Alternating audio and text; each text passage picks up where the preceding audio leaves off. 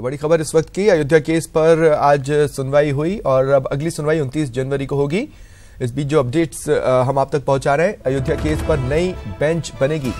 दरअसल जस्टिस ललित सुनवाई से अलग हो गए, कुछ रिएक्शंस आ रहे हैं, सुनिए। हो सके टाला जाए और उसी यार में आज उन्होंने फिर एक टेक्निकल ग्राउंड जो कि 1.5 वर्ष पहले भी उन्होंने उठाया था, उस सारे ट्रांसलेशन के ऊपर भी कोर्ट ने ट्रांसलेशन के ऊपर कोर्ट ने कहा कि जो ठीक है आप चाहते हैं कि दूसरा ट्रांसलेशन हो, तो कोर्ट ने डायरेक्शन दिया रजिस्ट्री को सारे डॉक्यूमेंट्स को ट्रांसलेट कराने के लिए 29 जनवरी के पहले। तो इसमें कितना समय लग जाएगा पूरा ट्रांसलेट? काफी सारे कागजात आए हैं। देखिए जो डॉक्यूमेंट्स है वो 8000 से ऊपर पेजेज हैं, उसका ट्रांसलेशन 29 जनवरी तक मुमकिन नहीं है। इसलिए ऐसा लगता है कि इसको आगे भी टाला जाएगा ट्रांसलेशन के नाम पे। तो आपको अब लग रहा है कि आगे फिर तारीख नहीं, आज तो समय सीमा तय करनी थी ना कोर्ट ने, कब तक ये पूरा सुनवाई खत्म हो जाएगी? नहीं, जब संविधान पीठ बैठी तो आज से सुनवाई शुरू होनी थी, लेकिन शुरू में ही उन्होंने सबसे पहले जस्टिस ललित पर निशाना साधा कि उनको इस बेंच का पार्ट नहीं होना चाहिए, और दूसरा उन्होंने कहा कि ट्रांसलेशन कंप्लीट नहीं है। इन सारी बातों को एक मैं और बात बता दूं, उन्होंने यह भी कोशिश की डालने की, जो 3 जजेज की बेंच सुनवाई की, तो चीफ जस्टिस को एडमिनिस्ट्रेटिव साइड पर अगर उन्होंने 5 बेंच बनाया, तो जो मामला ऑलरेडी डिसाइड हो चुका है उसको पुनर्जीवित करने की कोशिश रही है मुस्लिम पक्षकार के वकीलों की। अंजना कहीं ना कहीं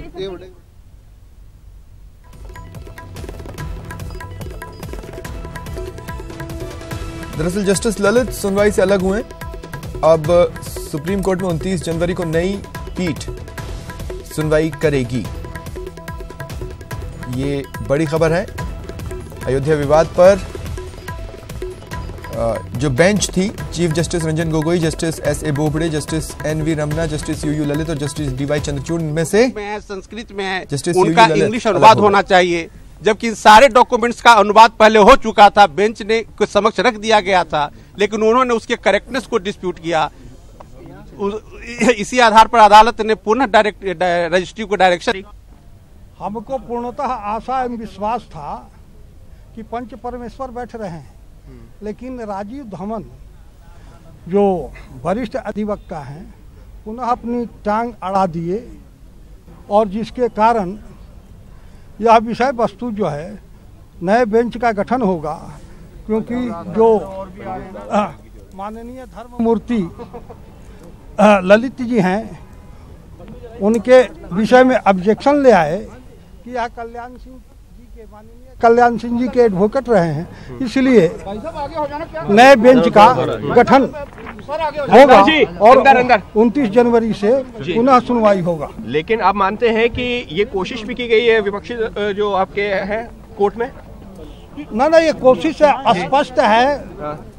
धर्मदास जी जी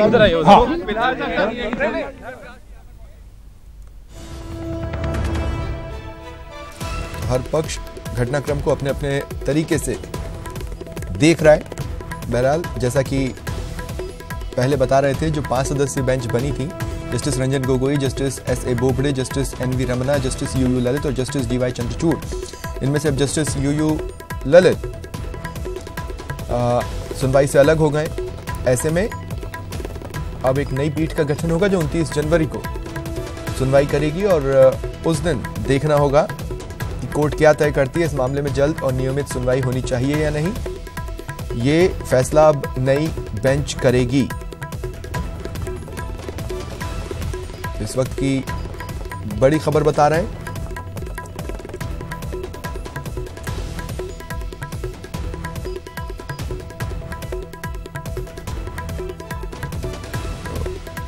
ज्यादा देर सुनवाई नहीं हुई और न ही कोई नया घटनाक्रम, सिवाय इसके कि एक नई पीठ का गठन होगा। एक बात ऑब्जेक्शन कोर्ट के सामने लाया गया, फिर रिकॉन्स्टिट्यूट होगी। चलो ठीक है, 29 तारीख को रिकॉन्स्टिट्यूट होगी, 29 तारीख से सुनवाई होगी। पूरा देश कोर्ट की सुनवाई और फैसले का इंतजार कर रहा है। कब तक भागेंगे? इनकी झोली में कुछ नहीं है, इनके पास मस्जिद होने के साक्ष्य नहीं है, वो एक खंडर था, वो एक अवैधानिक मस्जिद थी, वो एक गैर शरई मस्जिद थी जिसको ये कोर्ट में मस्जिद साबित नहीं कर सकते। वो राम जन्मभूमि है, राम मंदिर वहाँ पर बनना चाहिए। ये सारी वो चीज़ें हैं जो ये समझ रहे हैं कि ऐसा होगा, इसकी वजह से सिर्फ ये भागने की रणनीति। पहला तो एक लीगल फैक्ट आ गया, जस्टिस यू ललित साहब पूर्व मुख्यमंत्री कल्याण सिंह जी के केस में एज एन एडवोकेट अपीयर हो चुके थे। तो एक एडवोकेट ने सवाल उठाया कि जब ये पक्षपाती हो सकते हैं, इसलिए इनको बेंच में न रहने दिया, तो ही हिमसेल्फ विड्रॉ, अपने को उन्होंने विड्रा कर लिया। ठीक है, ओके, मैं नए दस्तावेज भी मंगाए गए? नहीं, कुछ नहीं कहा। ये कहा कि सब कुछ हो चुका है, लेकिन फिर भी हम अपनी रजिस्ट्रेशन कंफर्म करेंगे। May it be take time, कि फिर थोड़ा समय लगे। दूसरा मुद्दा इसमें जो फंसा हुआ है, इट वॉज क्लियरली समझ लो। दूसरा जो मुद्दा खड़ा हुआ है, हिंदी समाचार नीचे कॉन्स्टिट्यूशनल बेंच ने पहले डिसाइड कर लिया है यह मैटर रेफरेंस नहीं होगा। ये टाइटल सूट है, 3 जज ही सुनेंगे, लेकिन इन्होंने अपने सुप्रीम कोर्ट के रूल्स का हवाला देते हुए 5 लोगों की बेंच बैठाई, जो निश्चित रूप से आर्टिकल 141 का कॉन्स्टिट्यूशन का वायलेशन है। आर्टिकल 141 का क्या है कि every order of the Supreme Court is binding on all and it is also binding upon the। और चलिए सीधे चलते हैं कैलाश मेघवाल की प्रेस वार्ता में।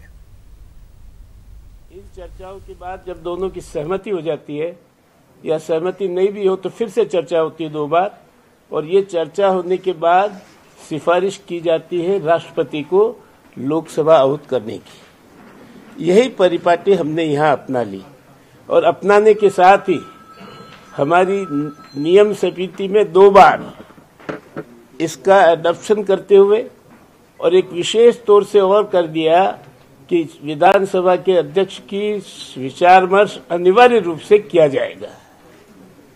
मेरे पास जब कल सवेरे, क्योंकि राज्यपाल महोदय से जो कमीशन आया था, नोटिस आया था वारंट का, वो आया था 8 तारीख शाम को 7 बजे। हमारी विधानसभा का कार्य जो है 5 बजे समाप्त हो जाता है। कल सवेरे मेरे सामने ये जो नोटिस आया वो पेश किया गया मेरे सचिव द्वारा, और मुझे आश्चर्य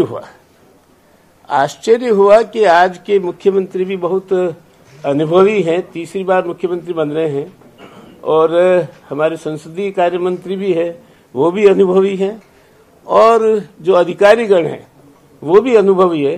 तो मुझे आश्चर्य इस बात का हुआ कि मेरे से बिना विचार विमर्श किए यह विधानसभा कैसे आहूत की गई। यह मेरा पहला बिंदु था, जिसके कारण मैंने, क्योंकि सम्मन जारी करने का अधिकार मेरे आदेश से हमारे सचिव को होता है, और मैंने सचिव को सम्मन जारी करने के आदेश नहीं दिए, ये एक इसमें कमी रही। दूसरा, एक संवाद हमारी नियम और पत्रावली है, राजस्थान विधानसभा के नियम और संचालन की पत्रावली है, नियम है, उनमें नियम 3 है। उसमें स्पष्ट लिखा है कि विधानसभा का सत्र स्पष्ट 21 दिनों के अंतराल से बुलाया जाएगा। ये एक अवधि है। मैं इस समय आपको एक बात और याद दिला दूं, अगर आपके पुराने लोग कुछ हों, कि पहले ये अवधि 14 दिन की थी, और हमारी समितियों में विचार विमर्श के बाद इस अवधि को इसलिए बढ़ाया गया कि भाई विधायकों की सुविधा रहे, उनको अपनी कर्तव्य निर्वहन में और अपने दायित्व निर्वहन में अधिक समय मिले, इसलिए 21 दिन की गई।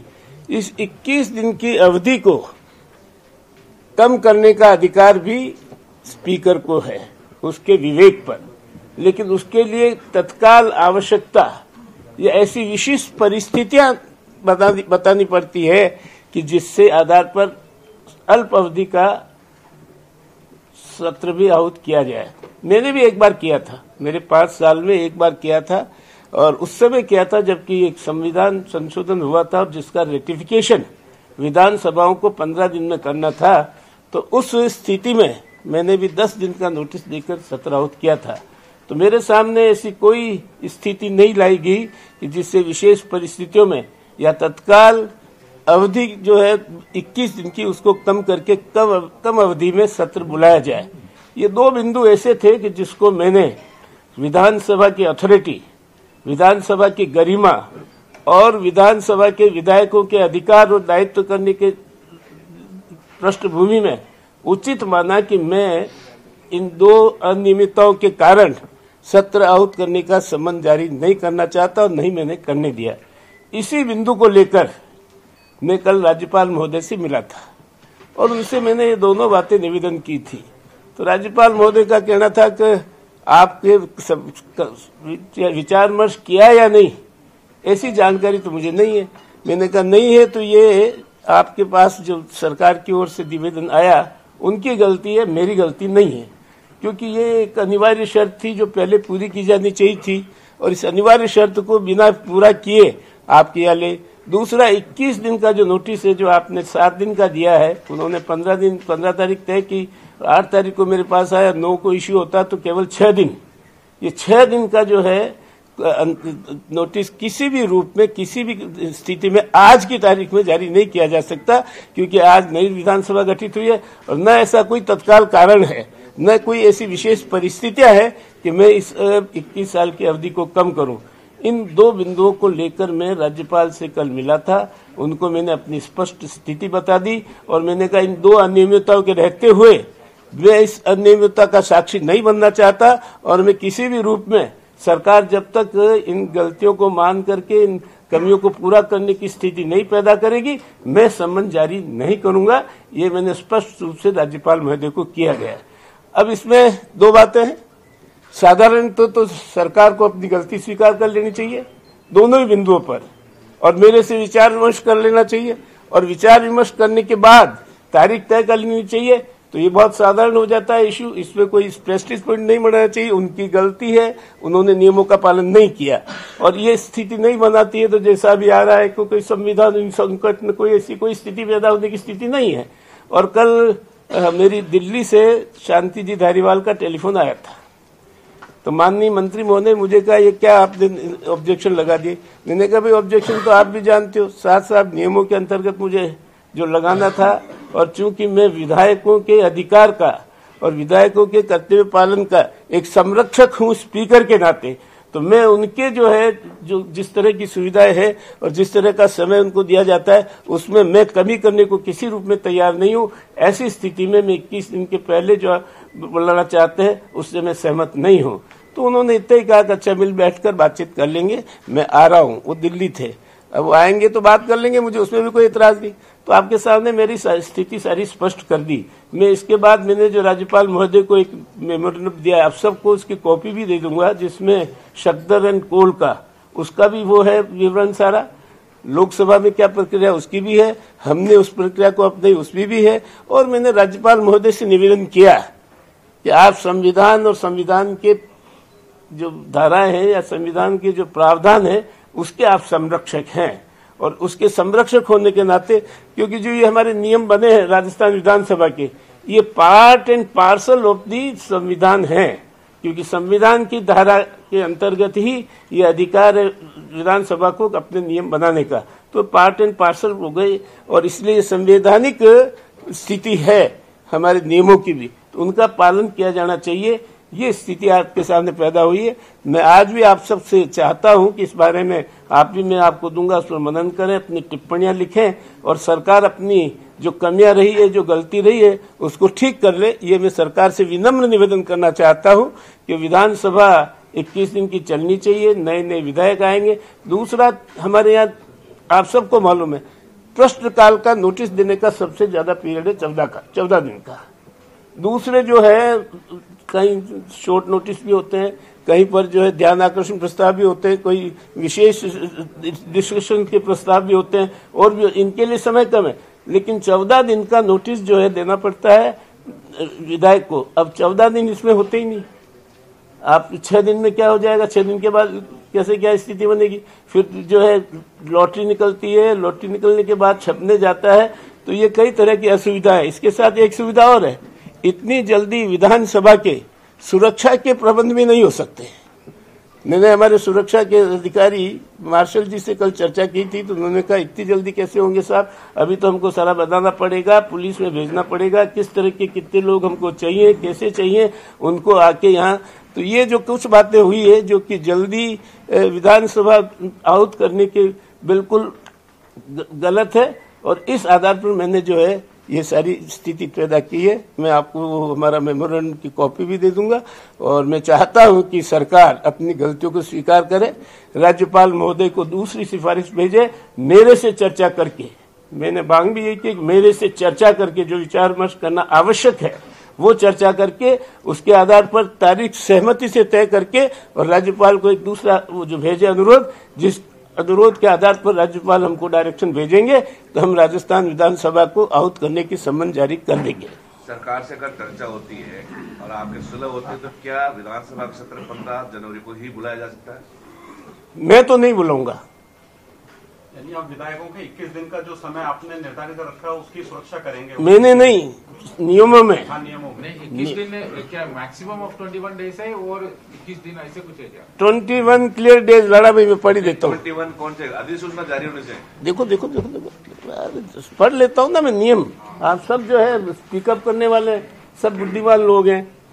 सभा का आह्वान, जब सभा को किसी सत्र में आमंत्रित किया जाए तो सचिव प्रत्येक सदस्य को ऐसी तारीख, समय तथा स्थान की सूचना देगा जो राज्यपाल द्वारा सभा की बैठक बुलाने के निमित्त नियत किए गए हों, तथा वह राज्यपत्र में एक विज्ञप्ति प्रकाशित करवाएगा।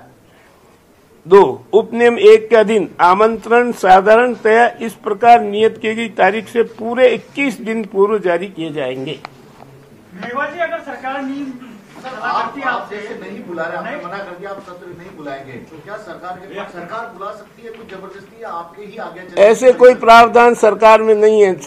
सत्र बुलाने का अधिकार स्पीकर का होता है, और स्पीकर ही जो है सत्र बुला सकता है, आहूत कर सकता है। स्पीकर अपने सचिव को आदेश देता है, उसके बाद जो है रेडियो पर पत्रकारों में नोटिफिकेशन से वो जो है तारीख नोटिफाई की जाती है सत्र की। सरकार आपसे बात नहीं करेगी?